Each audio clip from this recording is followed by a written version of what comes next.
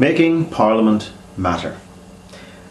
This is a chapter from Developments of British Politics, which is published in 2003 and 2005 to consider the extent to which Parliament essentially had developed a degree of ability to hold the executive account and in what sense it had modernised. The author is Professor Phil Cowley from the University of Nottingham. In late 2005, the newspaper columnist Simon Heffer wrote an article for the Daily Telegraph to celebrate his return to the paper after 10 years away. In it, he criticised many of the changes that had taken place in the intervening decade. John Major was Prime Minister, he wrote, but apart from that, things have got worse. In Parliament, he lamented Labour's decision to remove most of the hereditary peers from the House of Lords, on the grounds that whereas we used to have a House of Lords that was a proper revising chamber, one which defeated the government with alarming regularity, it was now full of the personal friends of the Prime Minister or donors to his party. And he observed that the House of Commons of 1995 had yet to adopt that posture of slavishness and ineffectuality that now characterises it.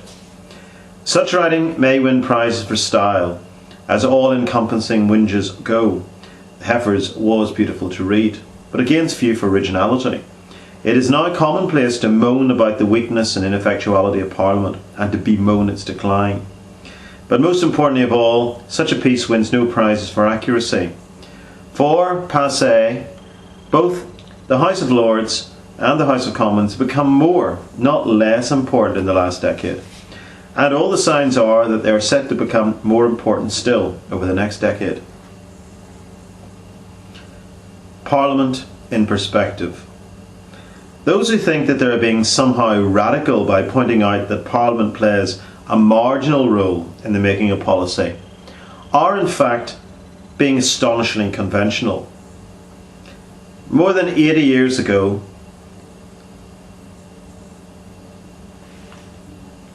Lord Bryce's influential study of 1921 argued that all parliaments were in decline. Most studies of the role of Westminster since then have concluded that it is at best of marginal or sporadic importance in the making of policy. Indeed, as Hugh Barrington in 1968 has shown, even the so-called golden age of Parliament in the 19th or mid-19th century was not quite as brilliant as it's traditionally been thought. By the late 1970s, one study went so far as to describe British politics as post-parliamentary, Richardson and Jordan, 1979, by which they meant that public policy was formulated in segmented consensus-seeking policy networks, each network consisting of the relevant organised interests and executive units. Once formulated, policy was presented to Parliament, where because of strong party discipline and exaggerated government majorities, it was almost always accepted. As a description of the formal reality of parliamentary life, this is a perfectly valid description. It is, and long has been, extremely rare for governments to see their measures defeated within Parliament. Even minor amendments are very unlikely to be passed unless supported by the government. Public policy is made outside of Westminster. It is then given effect by Westminster. There's nothing new about this. Critics of Parliament who bemoan its marginality are being about as novel as someone who complains about the new-fangled motor car. But it is a mistake to assume that marginal or sporadic influence on policy is the same as no influence. Parliament may not make policy, but it does constrain and occasionally prod government. All but the most technical of decisions are affected by some considerations of party management. John Major, for example, was forced to tack and trim for the entire 5 years from 1992 to 1997, most obviously over Europe, where his freedom of manoeuvre was limited by conservative Eurosceptic MPs, but also in a range of other matters, such as post office privatisation, where the government withdrew or modified policies in the face of parliamentary opposition. Similarly, despite enjoying a large majority between 1997 and 2005, and despite a relatively disciplined parliamentary party between 1997 and 2001. The Blair government was also willing to enter into behind-the-scenes negotiations with its parliamentary critics in order to defuse rebellions. As Ronald Butt's magisterial work of 1967, The Power of Parliament, shows, this is merely the continuation of a long tradition of backbenchers managing to influence government through overt or covert pressure. Even if Parliament usually plays this limited role in policy making, there are issues where its role is far more significant. So-called free votes, those in which the party managers do not provide instructions for their MPs, covering such topics as embryo research, capital punishment, euthanasia, gun control, homosexuality and hunting.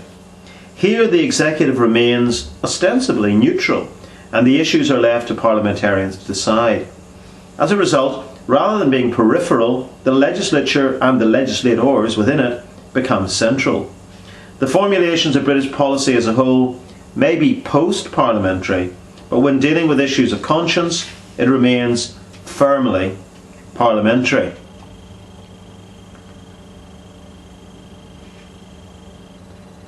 MPs and Parliament also matter for symbolic reasons. Who cares if Joe Bloggs, ordinary Labour Party member, moans about things that the government is doing? At times it appears that the Labour Party members are never happier when moaning about things that the government are doing. But if Joe Bloggs MPs or says something that deviates from the party line, then that is something else entirely. It is a split in which Bloggs is inevitably presented as slamming the government. Few members of the British media follow US President Herbert Hoover's injunction that honest differences of views and honest debate are not disunity. They are the vital process of policy making among free men. As one Labour whip argued, other than policy failure, the most damaging thing that can happen to any British government is division and disunity. Parties that want to appear united need their parliamentarians to be united. Parliament also plays an important symbolic role in legitimating policy, with the process of parliamentary approval making policy predominantly made elsewhere seem legitimate and acceptable. More recently, however, Parliament and the centralised British state in general has faced a series of broader constitutional challenges, beginning with the European Economic Community and its later various incarnations as the European Union, and most recently of all, acting and taking its place in the lopsided process of devolution and the Human Rights Act of 2000. This has led to debates about the extent to which the Westminster model of government is still applicable in British politics, debates with which this volume is full. Yet it is possible to overstate the extent to which these have changed Parliament's de facto function, as opposed to its de jure potential. In Scotland, Wales and Northern Ireland, the impact of the Westminster Parliament has been reduced by devolution. This, though, still leaves England, which is, to put it mildly, a not insignificant part of the United Kingdom, and which is still governed directly from Westminster. In reality, most shifts of power as a result of constitutional changes to sub- or supranational bodies such as the EU were not shifts in power away from Parliament, since de facto they were actually shifts away from a London-based executive. They were, in other words, shifts in power from Whitehall, not Westminster. And much of the evidence from the last decade has seen a modest but important reversal in Westminster's fortune vis-à-vis Whitehall, as will become clear throughout this chapter. There's also been a further growth in the amount of work MPs do in their constituencies and on behalf of their constituents. In October 2004, anticipating the coming into force of the Freedom of Information Act of January 2005, the House of Commons Authority for the first time published details of the expenditure claims made by each MP. It revealed that MPs claimed a total of just over £78 million in allowances and expenses between April 2003 and March 2004, which averaged at £118,000 per MP. Entirely predictably, the media worked themselves into a lather of contrived moral indignation, with newspapers depicting MPs as a bunch of thieving, fiddling, wasteful, good-for-nothing, feather-bedding spongers, languishing in the palace of Wastminster. Most headlines talked of MPs getting their expenses on top of their salary, but anyone giving the figures even a cursory glance could see that most of the expenditure was not expenses in the way that that phrase was normally understood. Most of the money went on staff costs, around £71,000 on average, with the rest being eaten up for paying for office space plus stationery and travel expenses. As Stephen Pound, Labour MP for Ealing North, said, "This is not about filling our boots. This is not about trousering a lot of money. This is about the money it takes to do the job." The majority of the expenses were being spent on an ever-increasing constituency work of MPs. As the Liberal Democrat Archie Kirkwood put it, MPs now deal with issues and communicate in ways unheard of a few years ago. They require more backup staff, more computer resources and more allowances to enable them to travel back and forth to Parliament, living away from home for days at a time, while keeping in touch with the problems and issues of their constituents. Even the least constituency-focused MPs of today pay more attention to their constituents than any MPs did even 40 years ago. One Labour MP elected in 1945 famously told of his first visit to the constituency after the election. He was met by a top-hatted station master who asked whether he would be making his annual visit to the constituency at that time of year. Another was such an irregular visitor to the constituency that his successor, a man called George Darling, was selected as Labour candidate on what was then the radical promise of quarterly visits to the constituency. The growth of the constituency role of MPs dates back to the 1960s, but the large influx of MPs elected since 1997, many of them women, have been especially constituency focused. A survey of the 1997 intake found that 86% ranked being a good constituency member as the most important role of an MP, to just 13% who thought that checking the executive was the most important task. More recent research around similar concentration on the constituency, albeit not always seen as the most important task. This manifests itself in a variety of ways. MPs are now more likely to live in their constituencies. 50 years ago, MPs may have visited their constituency occasionally, but few lived there. Nearly all MPs now have a home in their constituency. They are also increasingly likely to have come from the constituency. High-profile cases of favoured candidates being parachuted in to constituencies by the leadership obscure the extent to which, especially in the Labour side, local candidates are increasingly being chosen to fight elections. They're more likely to maintain staffed offices in their constituency and to hold regular surgeries akin to those held by GPs, where voters can raise issues of concern to them. They're more likely to spend time in the constituency. One of the purposes of the recent reforms of the timetable in the House of Commons was to allow MPs to spend more time away from Westminster. Many MPs now arrive in their constituency late on a Thursday or early on Friday and remain there throughout the weekend, departing for Westminster on the following Monday or sometimes Tuesday. This means that some of them are now spending more days of the week in the constituency than at Westminster. They're more likely to receive mail, mostly still letters, but with an increasing amount of email as well from their constituents. A study in the 1950s found that 12 to 20 letters a week was the norm. That had risen to 75 by 1967. And by 1986 the figure was at least 50 a day, of which half was from constituents.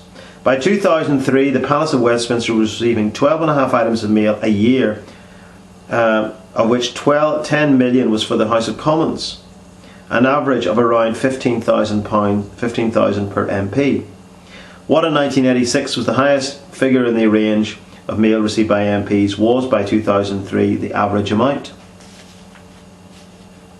More likely to be writing to their constituents, both in response to letters received but also increasingly in proactive attempts to engage with voters. The latter activity is governed by strict parliamentary rules around which what is not allowed, but many MPs are pushing these rules to the limit by responding to voters' letters or other contacts with regular updates. The rise of the constituency role of the MP is very much double-edged. It is liked and appreciated by voters. Surveys of voters found that they rank constituency work as the #1 priority for MPs. Looking after constituents is what they think MPs should be doing. It is one reason why, although public satisfaction with Parliament waxes and wanes, public satisfaction with voters on MP has remained almost constant over the last decade. The majority of voters who write to their MPs say that they are satisfied with the response. MPs themselves would also frequently say that they value the interaction with voters. Some describe it as the most fulfilling part of their job, and some also claim to find it useful in alerting them to policy failures and problems. Much of the impetus for some of Labour's often criticised challenges of antisocial behaviour, for example, came from Labour MPs' experiences in constituency surgeries, where they were faced with cases which seemed to them to be unacceptable, but where the police claimed to be unable to act. The rise of the constituency role is both useful in keeping MPs engaged with the public and providing what the public say they want from their MPs. Yet it is also very costly, both in terms of staff and office costs. By 1996, it was estimated that MPs were spending almost 40% of their time dealing with constituency-related work. That figure has almost certainly risen recently. The danger is that this work becomes so all-consuming that it prevents MPs properly fulfilling their other duties, scrutinising the government, examining legislation and so on, because MPs are so focused on the parochial, the local, that they have no time for the national picture, let alone the international. Voting in the House of Commons. One central part of the criticism of Westminster Parliament is that discipline of MPs exhibit in their voting. This is nothing new. In 1878, for example, in HMS Pinafore, W.S. Gilbert wrote one of the most scathing criticisms of the party discipline for which today's MPs are always criticised. I always voted at my party's call, and I never thought of thinking for myself at all. In 1946, the Conservative MP, Christopher Hollis, wrote in his Can Parliament Survive? That on most votes it would be simpler and more economical to keep a flock of tame sheep, and from time to time to drive them through the division lobbies in the appropriate numbers. This point reinforced recently by Peter Bone, Conservative MP for Wellingborough. In 1966, Samuel Beer was driven to remark that when one makes a statistical study of party voting, the figures are so monotonously 100%, or nearly 100%, it is hardly worth making the count. And Samuel Beer would know, as he lived to the ripe old age of 97, only dying in 2009. An American, but with a huge interest in British politics. By the end of the 19th century, party votes, those in which 90% or more of the members of one party vote one way, facing 90% or more of the members of the other principal party, were the norm in the House of Commons. That practice continues today, and in this the British House of Commons is similar to most other parliaments in Western Europe. Indeed, many may have higher levels of party discipline than those seen at Westminster. There is a widespread belief that discipline has strengthened at Westminster in recent years as a result of the rise of the so-called career politicians, the MPs who comes into the Commons without having done a substantial or proper job, by which is meant non-political job beforehand. This has led, so the argument goes, to politicians with little experience of the real world as it exists outside of the rarefied atmosphere of Westminster and Whitehall, and who are afraid to speak their minds for fear of damaging their career prospects. In fact, the reverse is true. The rise of the career politician, as Cowley has shown, has coincided with a revival in backbench independence, not a decline, with the result that British MPs in recent years have become more rebellious and independent-minded, not less. Backbench discipline in the House of Commons was at its peak in the 1950s and early 60s, when the Commons was full of all those supposedly independent-minded MPs. There were two sessions in the 1950s, 2 whole years, in which not a single Conservative MP defied their party whip. Every division in the House of Commons in those 2 years saw complete unanimity amongst the government's backbenchers. Today's whips would be green with envy at the thought of such behaviour. Backbench cohesion began to weaken in the late 60s and 70s. The most recent completed Parliament, 2001-5, was noteworthy for both the frequency and size of backbench rebellions. Labour MPs defied their whips on a total of 259 occasions, more than any other post-parliament, except that of Wilson and Callan government of 74 to 79.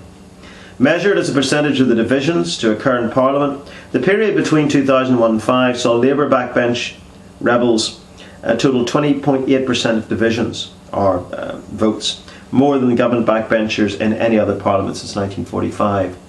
Some of the revolts, such as those of over university top-up fees or foundation hospitals, were especially large, and the rebellions over the Iraq War was the largest, which saw 139 Labour MPs vote against their whip, and that was the largest rebellion by MPs of any governing party on any type of policy since modern British party politics began.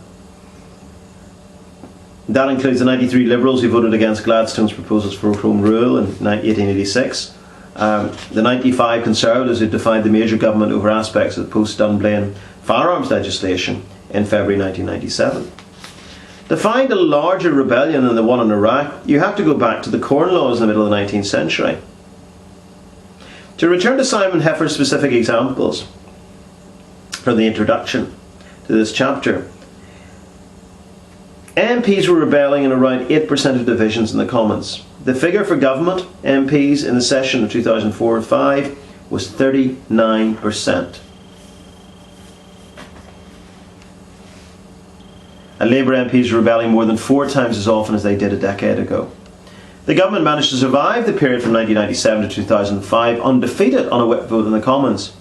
But it did so both because for 8 years it enjoyed the largest single party majorities since 1935, and because it was frequently willing to negotiate with its backbench critics, giving policy concessions to them in order to stave off defeat.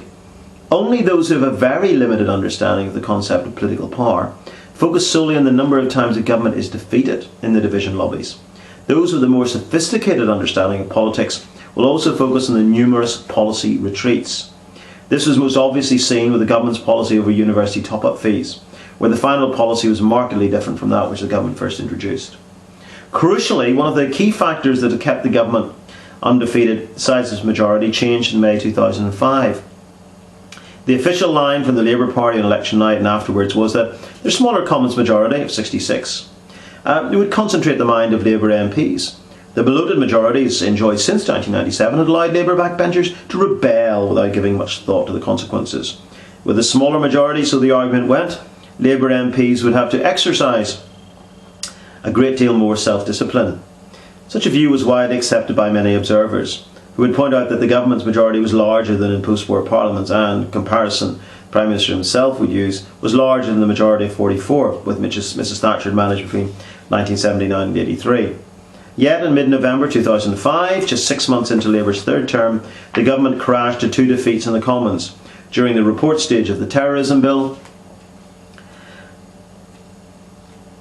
what many observers, and indeed the Prime Minister, had failed to take into account was the extent to which backbench rebellion had become so commonplace between 2001 and 5.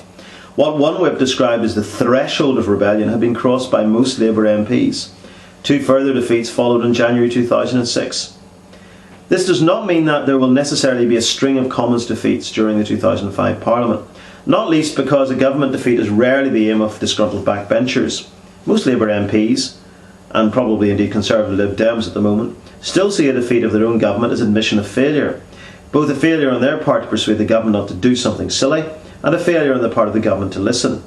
Most, all but a handful of the most disgruntled and bitter, have no desire to see their government brought publicly to heel in the division lobbies. But the government does have to, and this coalition government particularly, has to be more conciliatory with its backbenchers if it is to avoid further future defeats. Commons modernisation. A further misguided criticism of Parliament comes from those who have complained about the process of Commons modernisation.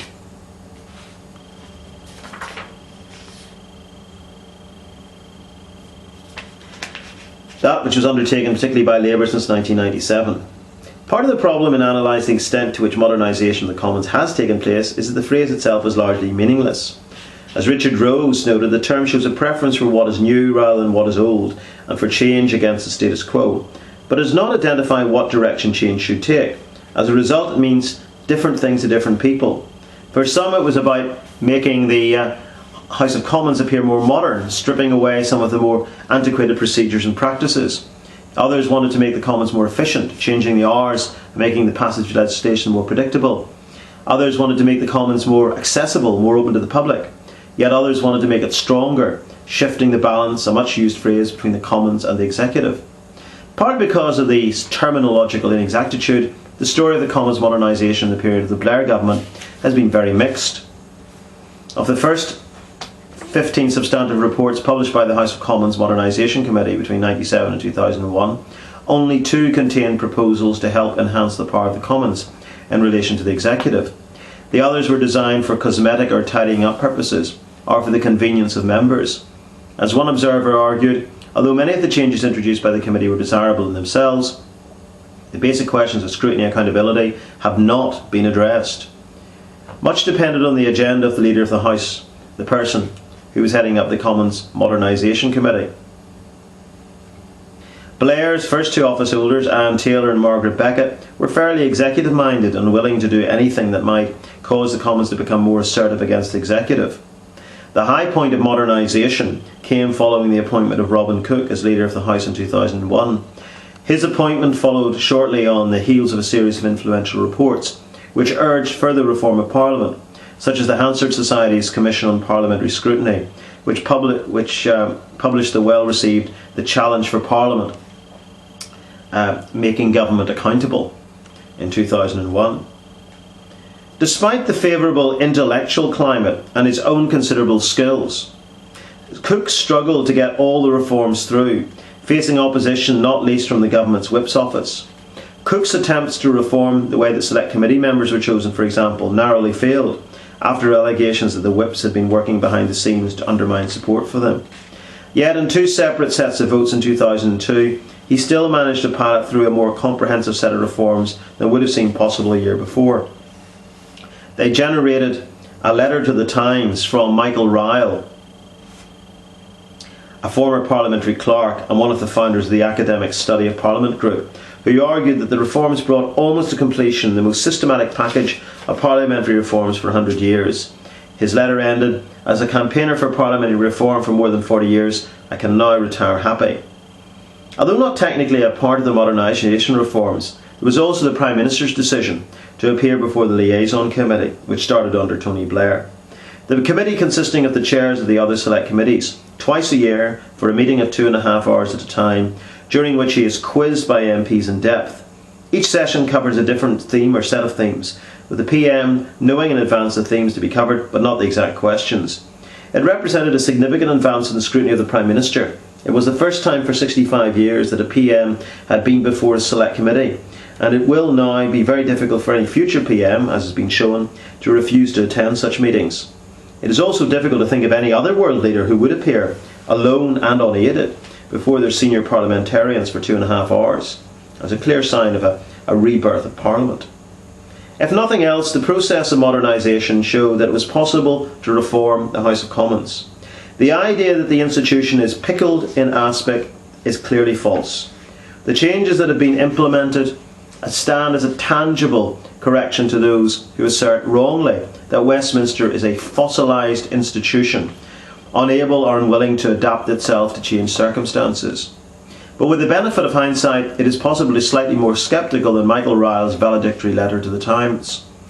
Whilst Robin Cook showed that the impact that a reformist leader of the House could have, it also meant that his absence following his resignation over the Iraq War in 2003 led to the process of modernisation slowing down, in some cases even going into reverse. His immediate replacement as Leader of the House was John Reid, although he was barely in post where he moved on to be Secretary of State for Health. Reid was in turn replaced by Peter Hain, who combined that role with that being Secretary of State for Wales, perhaps suggesting the extent to which the Executive was taking reform or improvement to the House of Commons in particular seriously. Under Hain, the process of modernisation continued, but none of the intellectual verve brought to the subject by Cook, and without any great enthusiasm. Hain's period as Leader of the House did see some of the earlier reforms bedded down by being made permanent, as well as seeing yet further reforms to public access. This period also saw a partial reversal of one reform, following MPs' complaints about the new hours, especially those involving a late ending on Mondays, followed up by an early start for committees on Tuesday mornings. As a result, the hours were partially reformed again, with the hours of business on Tuesday reverting to those that had existed prior to October 2002. But little in the way of meaningful legislative business has been conducted in the new two-week period. The new carry-on facility, or carry-over facility, has been restricted to a very small number of bills, with most sessions ending in now familiar legislative ping-pong between the Lords and Commons. The innovation of pre-legislative scrutiny, a favourite of parliamentary reformers for years, has proved less than entirely satisfactory. Several bills that had gone through the process, such as the gambling bill or the mental capacity bill, exploded into exactly the sort of partisan controversies that pre-legislative scrutiny was supposed to avoid. For a bill to receive pre-legislative scrutiny remains very much the exception rather than the rule. It is nowhere near becoming a norm of parliamentary life. It was also unfortunate the process of modernisation ceased to be a cross-party initiative in any meaningful way.